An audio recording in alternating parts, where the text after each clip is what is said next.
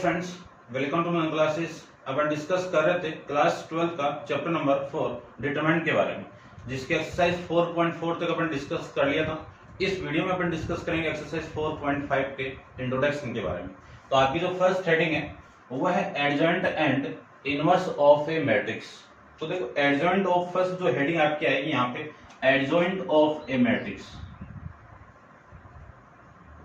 Adjoint of A matrix, Hindi में बात करूं तो हिंदी में इसको कहते हैं आयु का सहखंडज।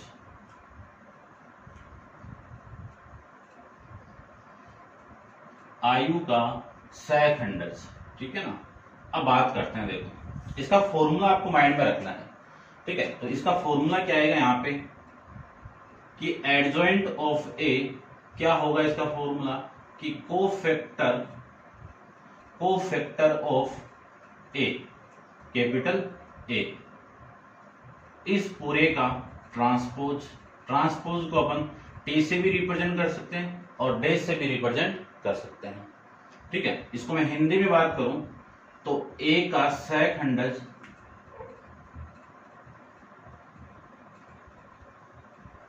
या फिर आप इसको शॉर्ट में इतना लिख सकते हो, adjoint of A equal to, cofactor को हिंदी में कहते हैं अपन सहखंड। ये अपन लास्ट वीडियो के अंदर डिस्कस किया था कि सहखंड होता है क्या आपका, सहखंड ए के सहखंड, ऐसे लिख दो ए के सहखंड, इस पूरे का ट्रांसपोज, और ट्रांसपोज को डैश से रिप्रेजेंट करते हैं। बात करते हैं ऐसे ही लेट करके, मैं मान लेता हूं कि कोई एक मैट्रिक्स है ए, कि माना मैट्रिक्स ए, और इस ए के जो एलिमेंट है वो है A11, A12 और A13। फिर मैं बात करूं कि A21, A22 और A23। फिर अपन बात करें तो 31, A32 और A33। ये आपकी एक मैट्रिक्स है ए। यदि मुझे इस पूरे का एडजॉइंट फाइंड आउट करना है, इस मैट्रिक्स का एडजॉइंट फाइंड आउट करना है, तो इसका मैट्रिक्स का एडजॉइंट कैसे आएगा कि एडजॉइंट ऑफ ए, ऐसे लिख दीजिए आप, adjoint of A equal to, यदि मैं बात करूं इस ए वाले एलिमेंट का जो कोफैक्टर आएगा वो ये आएगा, ये जो पूरी वैल्यू, और उसको रिप्रेजेंट कैसे करते हैं, कैपिटल A11 से, लास्ट वीडियो में अपन डिस्कस कर रखा है। और इस एलिमेंट के लिए जो कोफैक्टर आएगा वो A12, इस एलिमेंट के लिए जो कोफैक्टर आएगा वो A13, इस एलिमेंट के लिए कैपिटल A21, इस एलिमेंट के लिए कैपिटल A22, इस एलिमेंट के लिए कैपिटल A23, इस एलिमेंट के लिए कैपिटल A31, इस एलिमेंट के लिए कैपिटल A32 और इस एलिमेंट के लिए कैपिटल A33। ये आपकी कौन सी मैट्रिक्स आ गई, एडजॉइंट ऑफ मैट्रिक्स है। अब कोफैक्टर की वैल्यू मैंने निकाल दी है, यदि मैं इसका एक बार ट्रांसपोज कर दूं तो आपकी वैल्यू किसकी आ जाएगी, एडजॉइंट ऑफ ए की वैल्यू आ जाएगी। तो मैं लिख सकता हूं adjoint of A equal to matrix, इस पूरी यानी इस मैट्रिक्स का मैं ट्रांसपोज करूं, परिवर्त करूं इसको, तो ये पूरी रो कॉलम में चेंज हो जाएगा। तो A11, A12 और A13, फिर इसको चेंज कर दूं तो A21, A22 और A23, इस पूरी रो को मैं चेंज करूं तो A31, A32 और A33। ये आपकी कौन सी मैट्रिक्स आ जाएगी, एडजॉइंट ऑफ ए मैट्रिक्स आ जाएगी। तो अपन जानते हैं कोफैक्टर कैसे निकलता है, और इस कोफैक्टर का यूज करके अपन एडजॉइंट ऑफ मैट्रिक्स यानी किसी मैट्रिक्स, किसी आयु का सहखंड अपन कैसे फाइंड आउट कर सकते हैं, अपन ये कर सकते हैं, ठीक है। अब इसके नेक्स्ट जो अपन डिस्कस करेंगे वो थ्योरम के बारे में डिस्कस करेंगे। तो आप वीडियो को पॉज करके एक बार इसको नोट डाउन कर लीजिए, और मैं जो थ्योरम यहाँ पे जो फर्स्ट थ्योरम है उसके बारे में डिस्कस कर लेता हूँ, ठीक है। तो देखिए एडजॉइंट ऑफ ए आ गया, तो यहां पे मैं थ्योरम फर्स्ट यहाँ पे लिख देता हूं, देखिए ध्यान से।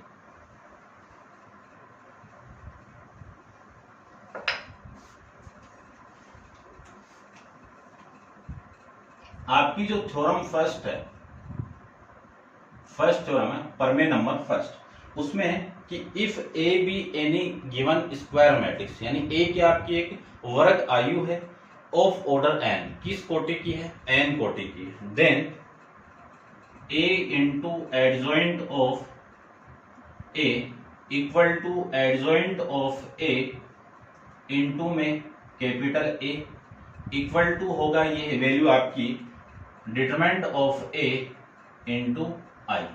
ये आपको यहाँ पे प्रूव करना है। क्वेश्चन भी आएगा इस पे डायरेक्ट, और एग्जाम में क्वेश्चन भी अक्सर इस पे पूछा जाता है। ठीक है, तो ये आपकी थ्योरम इंपॉर्टेंट है, ध्यान से इसको देखना। तो देखिए ध्यान से, सबसे पहले तो आप एक लेट करके एक मैट्रिक्स मान लीजिए ए।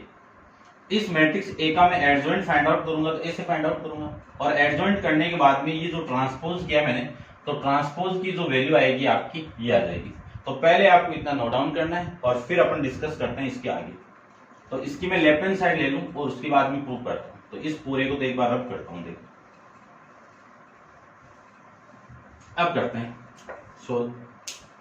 आपकी इस क्वेश्चन के अंदर, यानी इस थ्योरम के अंदर जो लेफ्ट हैंड साइड है वो क्या है, A into adjoint of A equal to, A matrix आपकी अभी लिखी थी मैंने, कितनी है कि स्मॉल a11 a12 और a13, फिर a21 a22 a23, फिर a31 a32 और a33, ये आपकी मैट्रिक्स ए थी।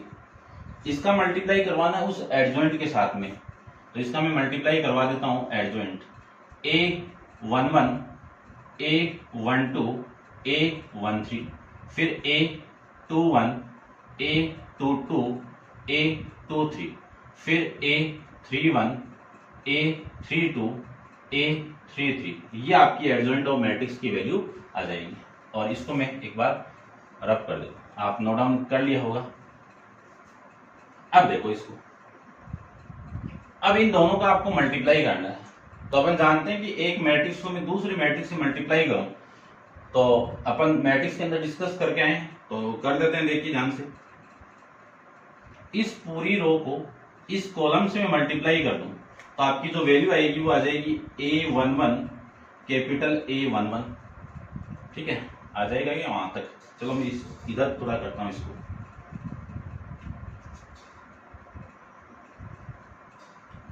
A11 capital A11 plus A12 capital A12 plus A13 capital A13, ये वैल्यू आ जाएगी। उसके बाद में इस रो को मैं इस कॉलम से मल्टीप्लाई करूं, तो A11 capital A21 plus A12 capital A22 और फिर प्लस A13 कैपिटल A23, ये आ जाएगा। इसी रो को मैं इस कॉलम से मल्टीप्लाई करूं, तो आपकी जो वैल्यू आएगी वे आ जाएगी A11 A31 plus A12 A32 plus A13 A33, ये वैल्यू आपकी यहां से आ जाएगी। अब इस रो को मल्टीप्लाई कर दो इस कॉलम के साथ में, तो वैल्यू आएगी आपकी A21 A11 plus A22 A12 plus A23 A13, ये वैल्यू आ गई। इसका मैं इसके साथ मल्टीप्लाई कर दूं, तो A21 और प्लस में A22 कैपिटल A22, फिर इसका मल्टीप्लाई इसके साथ में करवाएं, तो प्लस A23 इंटू में कैपिटल A23। अब इस रो को इस कॉलम से करवाएं, तो वैल्यू आपकी आएगी A21 into A31 plus A22 into A32 plus A23 into A33, ये आपकी वैल्यू आ जाएगी। अब इस वाली थर्ड रो को मैं फर्स्ट कॉलम से मल्टीप्लाई करवाऊं, तो A31 into A11 plus A32 into A12 plus A33 into A13 आ जाएगा। इसका मैं मल्टीप्लाई इसके साथ में करवा दूं तो वैल्यू आपकी आएगी A33 A21 plus A32 into A22 plus A33 into A23, ये वैल्यू आ गई। अब इस रो को मैं इस कॉलम से करवाएं तो A31 into capital A31 plus A32 into capital A32 plus A33 into capital A33, ये आपकी वैल्यू यहां से आ जाएगी मल्टीप्लाई करवाने के बाद। फिर इसी को मैं लिख सकता हूं, अपन जानते हैं कि इस पूरे की वैल्यू क्या आएगी, डिटरमिनेंट ऑफ ए आएगा। क्या वैल्यू आएगी, डिटरमिनेंट ऑफ ए। फिर इसकी वैल्यू क्यों आई, क्योंकि इस रो के एलिमेंट का मल्टीप्लाई इसी रो वाले क्या आपके कोफैक्टर से मल्टीप्लाई करवा रहा हूं, तो उसकी वैल्यू आपकी डिटरमिनेंट ऑफ ए। और इस रो को मैं इसके साथ मल्टीप्लाई करूंगा तो इसकी वैल्यू क्या आएगी आपकी 0, और उसकी वैल्यू भी क्या आएगी आपकी 0। फिर इसकी वैल्यू क्या आएगी आपकी 0, और देखो ये 21 का मल्टीप्लाई A21 के साथ में, तो इसकी वैल्यू A डिटरमिनेंट ऑफ ए आ जाएगा, और इसकी वैल्यू 0। फिर ये 0 और ये डिटरमिनेंट ऑफ ए आ जाएगा। आई बात समझ। अब यहां से इस पूरी मैट्रिक्स में से मैं डिटरमिनेंट ऑफ ए को कॉमन निकाल दूं, डिटरमिनेंट ऑफ ए को मैं कॉमन निकाल दूं तो आपकी जो वैल्यू आएगी वो 1 0 0 0 1 0 0 0 1, ये आपकी वैल्यू यहां से आ जाएगी। अब ये क्या आपकी 3 इंटू 3 की एक आइडेंटिटी मैट्रिक्स, जिसको तस्मक आयु कह सकता हूं मैं, तो डिटरमिनेंट ऑफ ए इंटू में आई, और ये क्या आपकी इस क्वेश्चन की राइट हैंड साइड। देख लीजिए मैंने इस साइड को लिया, ये प्रूव कर दिया, इसको भी लेके आप ये प्रूव कर सकते हो, ठीक है ना। तो ये अपना यहां से थ्योरम नंबर फर्स्ट इससे आपकी प्रूफ हो जाएगी, ठीक है ना। क्वेश्चन आएगा, क्वेश्चन में अपन वापिस डिस्कस करेंगे, तो आप वीडियो को पॉज करके एक बार इंट्रोडक्शन के अंदर इस थ्योरम को ऐसे लिख लीजिए, ठीक है ना, और इस पे आप ट्राई खुद करना, आ जाएगी आराम से, कोई दिक्कत नहीं है। डिस्कस करते हैं अपन नेक्स्ट के बारे में। नेक्स्ट आपकी क्या है, देखिए नेक्स्ट आपकी इसमें डेफिनेशन गिवन आपको कि डेफिनेशन नंबर 4, ये इंपॉर्टेंट है, ध्यान से देखना। इसको मैं एक बार रब कर देता हूं, ठीक है। नेक्स्ट हेडिंग है कि यदि कोई आपकी वर्ग यानी स्क्वायर मैट्रिक्स दी हुई है तो वो सिंगुलर मैट्रिक्स कब होगी, और फिर नेक्स्ट हेडिंग आएगी कि वो नॉन सिंगुलर मैट्रिक्स कब होगी, क्योंकि जब कोई सिंगुलर मैट्रिक्स होगी तो उस मैट्रिक्स का इनवर्स पॉसिबल नहीं होगा, और यदि कोई मैट्रिक्स आपकी सिंगुलर नहीं है, नॉन सिंगुलर मैट्रिक्स है, तो उसका अपन क्या कर सकता हूं मैं, इसका यानी इनवर्स पॉसिबल है, ठीक है ना। तो आप डेफिनेशन डाल के लिख देना कि ए एक स्क्वायर मैट्रिक्स है, ए इज ए स्क्वायर मैट्रिक्स, और हिंदी मीडियम वाले लिख देना कि ए क्या आपकी एक वर्ग आयु है। तब ए सिंगुलर मैट्रिक्स कब होगी, यदि मैं ऐसे बोल दूं कि डिटरमिनेंट ऑफ ए ये इक्वल टू 0 आ जाए तो A is a singular matrix.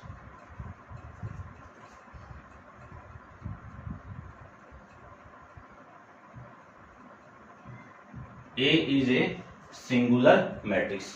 और दूसरी कंडीशन के अंदर आप ये फर्स्ट केस डाल देना, और ये सेकंड केस में यदि a determinant of A not equal to 0 है, किसी आयु का सारणिक का मान 0 के इक्वल नहीं है, उस केस में लिख सकता हूं कि ये ए क्या आपका नॉन सिंगुलर मैट्रिक्स होगी। क्या होगा, नॉन सिंगुलर मैट्रिक्स होगी। Non singular matrix, singular matrix को हिंदी में कहते हैं अव्युत्क्रम मैट्रिक्स।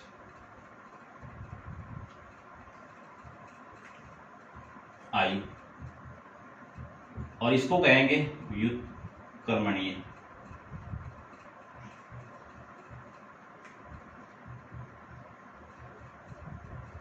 व्युत्क्रमणीय, और ये आपकी, एक मिनट में इसको हिंदी में ढंग से लिख देता हूं, क्या कहते हैं इसको,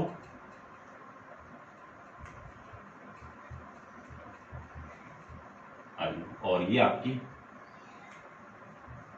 व्युत्क्रमणीय आयु, ठीक है।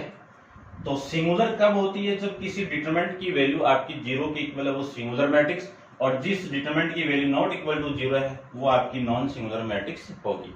यदि कोई मैट्रिक्स आपकी नॉन सिंगुलर मैट्रिक्स है, उसी मैट्रिक्स का इनवर्स पॉसिबल होगा, वो अपन डिस्कस करेंगे इनवर्स ऑफ मैट्रिक्स के अंदर। तो एक बार आप इसको नोट डाउन कर लीजिए। डिस्कस करते हैं इसके नेक्स्ट हेडिंग के बारे में, जो आपकी थ्योरम नंबर 2 है। ठीक है ना, डायरेक्ट लिख देता हूं। थ्योरम नंबर आपकी 2 है, जो स्टेटमेंट है उसको आप देख लेना।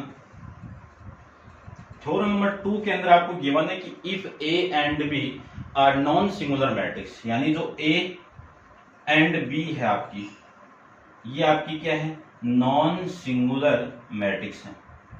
क्या है आपकी? नॉन सिंगुलर मैट्रिक्स है of same order then A B and B A, तो ये भी क्या होगी? आपकी नॉन सिंगुलर मैट्रिक्स होगी। आई बात समझ? यदि कोई मैट्रिक्स ए तथा बी आपस में सिंगुलर नॉन सिंगुलर मैट्रिक्स है, तो इन दोनों मैट्रिक्स का मल्टीप्लाई उल्टा हो या सुल्टा हो, उन दोनों का मल्टीप्लाई भी क्या होगा? नॉन सिंगुलर मैट्रिक्स होगा। डिस्कस करते हैं इसका नेक्स्ट थ्योरम, आपकी थ्योरम नंबर,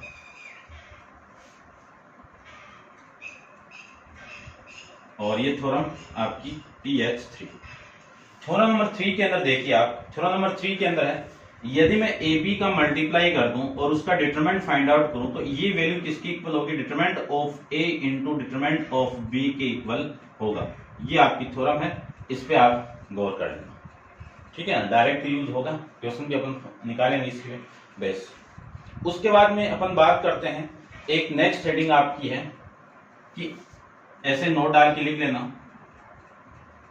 कि मैं बात करूं कि एडजॉइंट ऑफ ए का मैं मल्टीप्लाई कर दूं ए के साथ में। एडजॉइंट ऑफ ए का मल्टीप्लाई कर दिया किसके साथ में? एक मैट्रिक्स के साथ में, और इसका डिटरमिनेंट फाइंड आउट करें, तो ये इस डिटरमिनेंट की वैल्यू क्या होगी? Determinant of A n minus one, n minus one. N क्या आपको किसको रिप्रेजेंट करेगा? ऑर्डर ऑफ मैट्रिक्स को रिप्रेजेंट करता है, ऑर्डर ऑफ मैट्रिक्स को रिप्रेजेंट करेगा, कि जिस ऑर्डर की जो मैट्रिक्स होगी उसी ऑर्डर में इसका आंसर आ जाएगा। सपोज कि ये ए आपका 3 में है, तो इस पूरे की वैल्यू क्या आएगी? इस n की वैल्यू यदि मैं 3 ले लूं, कि इस a का ऑर्डर क्या हो आपका? 3 इंटू 3 हो, उस कंडीशन में डिटरमिनेंट ऑफ की वैल्यू क्या आएगी? 3 माइनस 1 आ जाएगी, यानी डिटरमिनेंट ऑफ a का स्क्वायर आ जाएगा। ये आपको माइंड में रखना है। तो डायरेक्ट है, ये आपकी बुक में सॉल्यूशन किया हुआ है, वैसे है जो अपन एडजॉइंट के बारे में मल्टीप्लाई करना है बस सीधा। ठीक है, और अब डिस्कस करते हैं अपन इनवर्स ऑफ मैट्रिक्स के बारे में। तो आप वीडियो को पॉज कीजिए और इसको नोट डाउन एक बार कर लीजिए, और डिस्कस करते हैं अपन इनवर्स ऑफ मैट्रिक्स के बारे में। चलिए देखो, और इसको भी मैं यहाँ पे आप प्रूव कर लेना और डिस्कस करते हैं, देखिए इसके बारे में।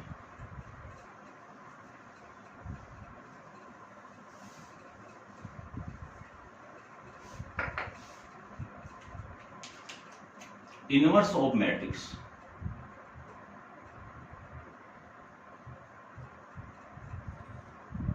इसको हिंदी में कहते हैं आयु का व्युत्क्रम। ठीक है, देखिए इसका फॉर्मूला आपको माइंड में रखना है। यदि आपकी एक मैट्रिक्स आपकी नॉन सिंगुलर मैट्रिक्स है, उस कंडीशन में डिटरमिनेंट ऑफ ए की वैल्यू किसकी इक्वल होगी? 0 की इक्वल होगी। तब आप ए को क्या कर सकते हो कि इस ए का इनवर्स क्या होगा? पॉसिबल होगा। ठीक है ना, कि ऐसे लिख दो कि लेट करके, let A is a square matrix. A आपकी क्या है कि स्क्वायर मैट्रिक्स है। हिंदी मीडियम वाले लिख देना ए एक वर्ग आयु है। यदि ये वर्ग आयु है, तब उस कंडीशन में इसका इनवर्स अपन फाइंड आउट करें, तो ए इनवर्स का फॉर्मूला आपको डायरेक्ट माइंड में रखना है कि A inverse equal to adjoint of A upon में डिटरमिनेंट ऑफ ए। अब एडजॉइंट ऑफ ए की वैल्यू क्या होगी? कोफैक्टर ऑफ ए, इस पूरे का तो क्या होगा? ट्रांसपोज होगा, और अपॉन में क्या होगा? डिटरमिनेंट ऑफ ए। और ये पॉसिबल कब होगा? जब ए आपकी नॉन सिंगुलर मैट्रिक्स हो। ए इज ए क्या होगी? नॉन सिंगुलर मैट्रिक्स होगी। नॉन सिंगुलर मैट्रिक्स होगी, तभी ये केस आपका पॉसिबल है, तभी आप किसी भी मैट्रिक्स का इनवर्स फाइंड आउट कर सकते हो, अदरवाइज उसका इनवर्स नहीं होगा। नॉन सिंगुलर मैट्रिक्स कब होगी? जब इस मैट्रिक्स का डिटरमिनेंट किसके इक्वल नहीं हो, जीरो के इक्वल नहीं हो, उस केस में। क्यों जीरो? क्योंकि ये नीचे इसकी वैल्यू जीरो आ जाएगी, तो ये पूरा केस क्या आ जाएगा? इंफिनिटी बन जाएगा। और जिस केस में इंफिनिटी बन जाए वो केस क्या होगा? अनडिफाइन होगा, अपरिभाषित वैल्यू देगा आपको। और जो केस अनडिफाइन हो गया तो उस केस को फाइंड आउट करने के लिए वो केस पॉसिबल नहीं होगा, ठीक है ना। तो ये केस आपका यहाँ पे माइंड में रखना है। यदि कोई मैट्रिक्स आपकी नॉन सिंगुलर है तभी उस मैट्रिक्स का इनवर्स पॉसिबल है, अदरवाइज वो इनवर्स पॉसिबल नहीं है, ये आप ध्यान में रखना, ठीक है। तो ये था आपका इनवर्स ऑफ मैट्रिक्स के बारे में। अब इन पे बेस जो आपकी इंट्रोडक्शन में अपन डिस्कस किया उन पे बेस अपन क्वेश्चन डिस्कस करेंगे एक्सरसाइज 4.5 एक्सरसाइज के अंदर, और वो डिस्कस करेंगे अपन नेक्स्ट वीडियो के अंदर। आज के लिए इतना ही, थैंक यू।